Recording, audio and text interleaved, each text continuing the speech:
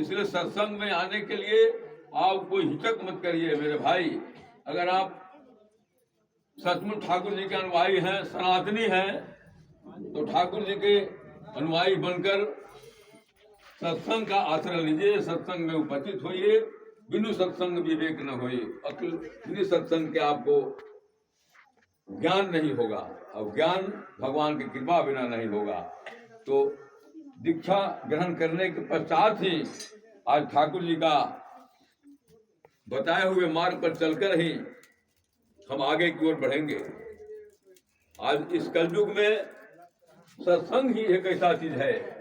हमारे तुलसी जी लिखे हुए हैं कि कलयुग समयुग आन नहीं, कलयुग समयुग आन नहीं, जो नर कर विश्वास, गाई राम गुण गण विमला, भवतर बिनहि प्रयास।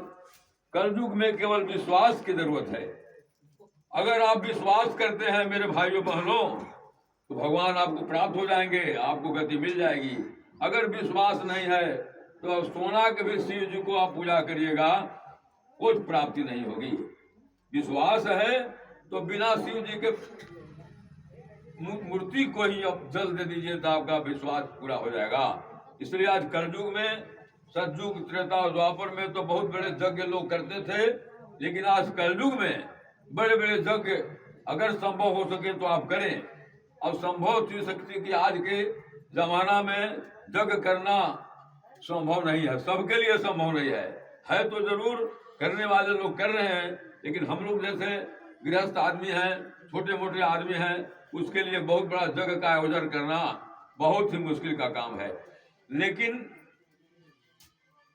विश्वास करके ठाकुर जी का पूजा करें, भगवान पर पूजा करें, तो आज आपका सब मनोकामना पूर्ण होगा। विश्वास जरूरी है, सबसे बड़ा विश्वास है। विश्वास करके ही आप घर से यहाँ आते हैं, तो ना जाने कब क्या हो जाएगा।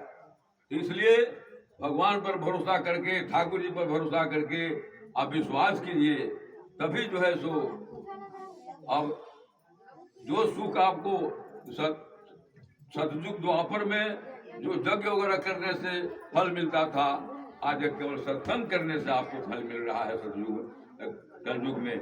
इसलिए सत्संग का आश्रय लेके विश्वास करके हमको आज ठाकुर जी के शरण में रहना है, और ठाकुर जी जो बताए हुए रास्ते हैं उसको अनुकरण करना है, उस पर चलना है, तभी हम मानव जीवन को सफल बना सकते हैं।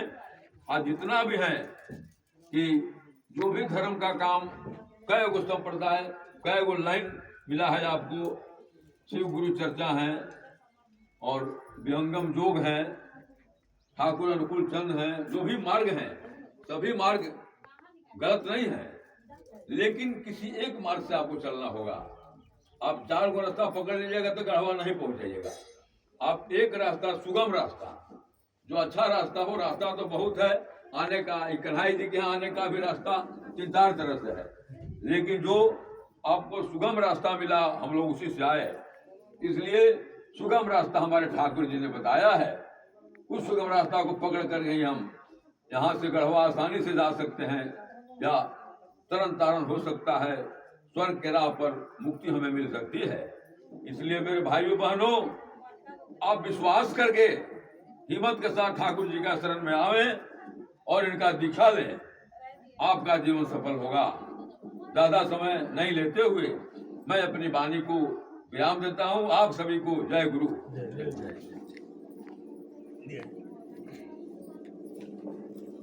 अब हम सबों के बीच में श्री दिलीप कश्यप जी चिड़िया रोड गढ़वा से आए हुए हैं, जिससे मैं आग्रह करता हूँ। ठाकुर जी के बहुत ही भक्त हैं। नहीं दे रहा ठीक से, हल्का फुल्का आ रहा है, आवाज ऊपर जो हो या जो है सो ठीक है। ठीक है एक बैग खराब हो गया, तब सब लोग हो जाता है। लाइन है, लाइन बाहर आ जा, लेकिन लाइन हो गया है, नहीं है ना, लप लप कर रहा है। हाँ कहीं ऐसे हो गया होगा।